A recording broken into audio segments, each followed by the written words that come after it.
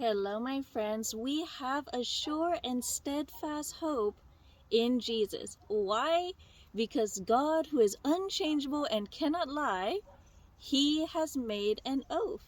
So it says right here in the book of Hebrews, chapter 6, verse 17, it says, when God desired to show more convincingly, to the heirs of the promise, to us, the unchangeable character of his purpose, he guaranteed it with an oath.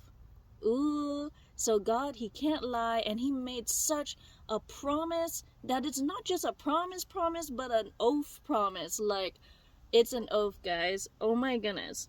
So that by two unchangeable things, which is impossible for God to lie, we who have fled for refuge might have strong encouragement to hold fast to the hope that is set before us.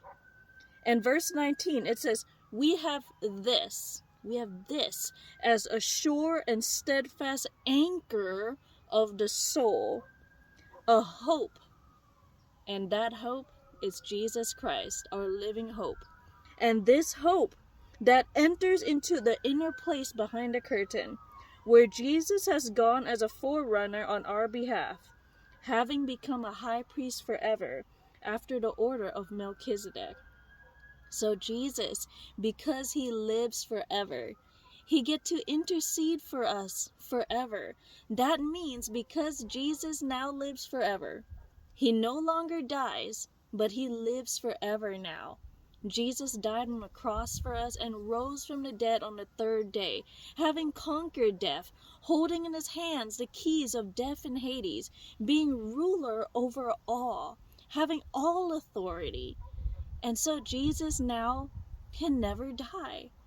And so because he lives forever, he continues on forever. And that means he has purchased for us an everlasting salvation. And listen to this, guys. And this better hope is by which we draw near to God.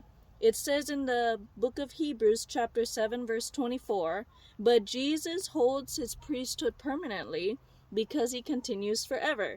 Consequently, that is good news for us. Because what does it mean? Consequently, he is able to save to the uttermost those who draw near to God through him. That is why we proclaim Jesus.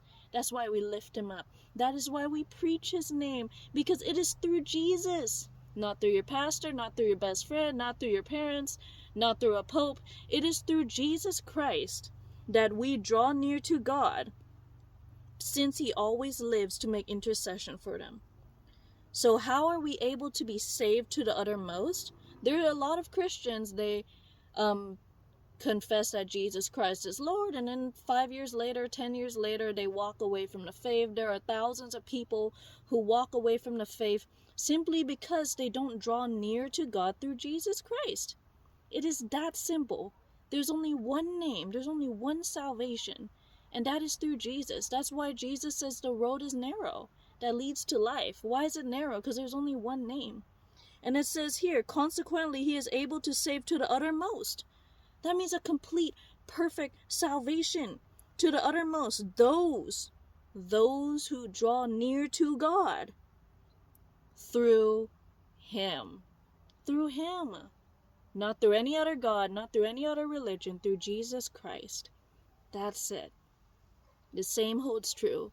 Jesus is the same yesterday, today, and forever, and he is still the way, the truth, and the life. And this holds true still the same, that no one can come to the Father except through Jesus.